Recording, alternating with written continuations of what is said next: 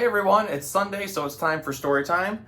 I am at home right now, so I'm going to highlight one of my pets that I have at home.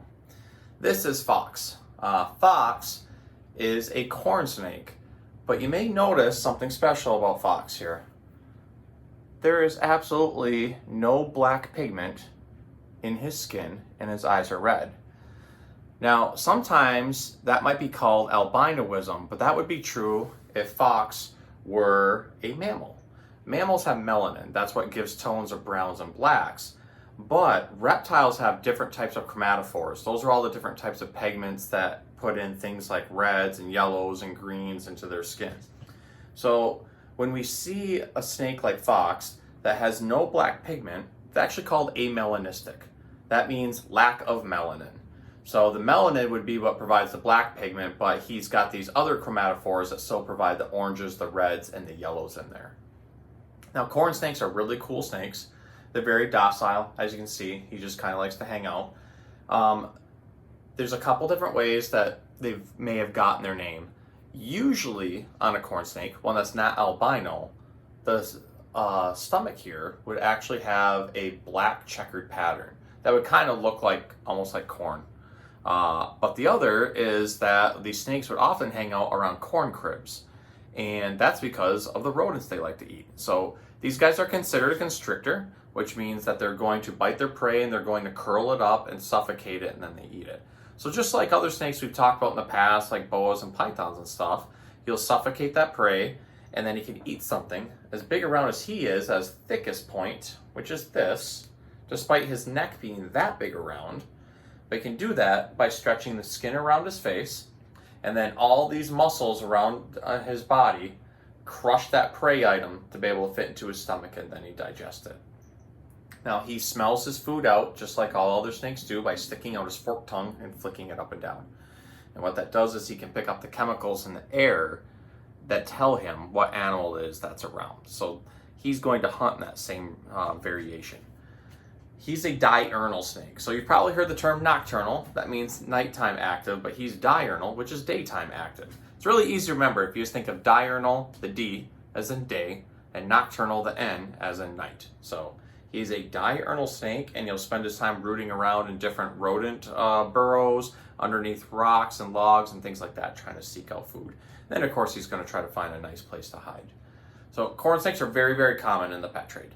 In fact, they're one of the most common snakes that we see, and they can sometimes live over 20 years.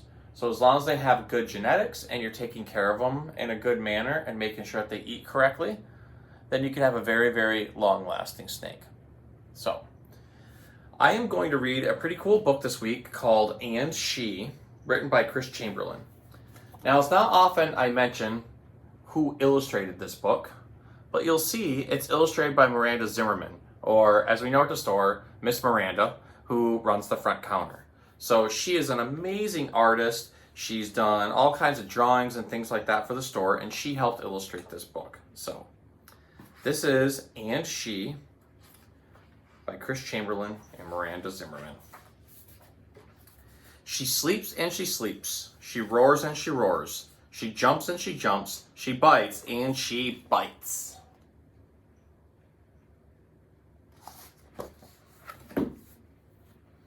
Where are you going, Fox?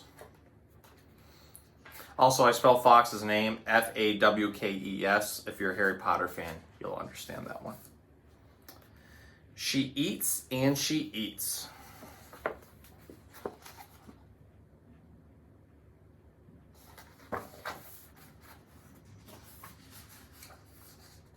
She sleeps and she sleeps. She flies and she flies. She swoops and she swoops. She grabs and she grabs.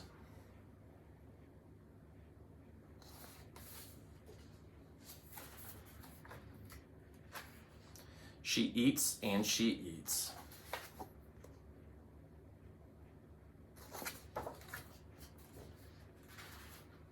She sleeps and she sleeps. She listens and she listens. She walks and she walks. She swipes and she swipes.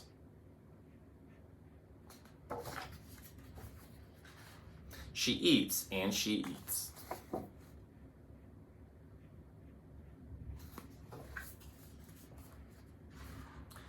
She eats and she eats.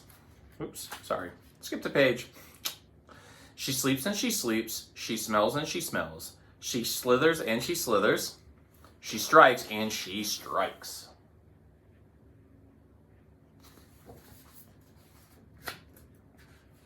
She eats and she eats.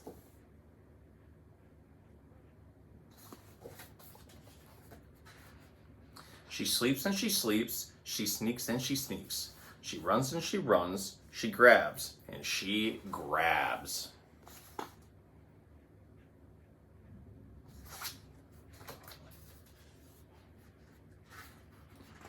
She eats and she eats.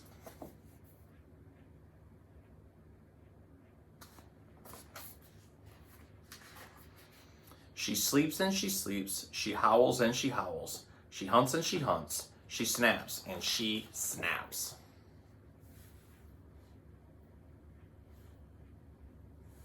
Where you going, buddy?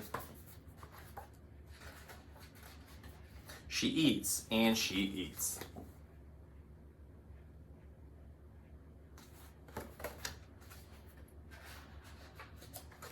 The end.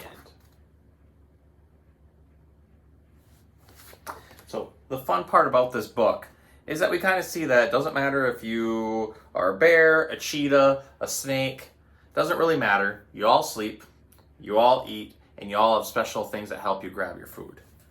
Now, food-wise, these animals may not exactly be eating potato chips and chocolate stuff in the wild, but they do actively hunt and they do look for stuff. So this is a very cool book. It's a local author, it's a local artist, so if you're in the Lansing area, you can look both of them up. You can always swing by Bruce and you can talk to Maranda about picking up this book. So, I hope you enjoyed tonight's story time and learning a little bit about my boy Fox here and about corn snakes in general and the very, very cool story by a very special friend who I love working with at Bruce because she is awesome and smart and talented and her art always brings joy to the world. So, I hope you guys have a good night and we will see you next time.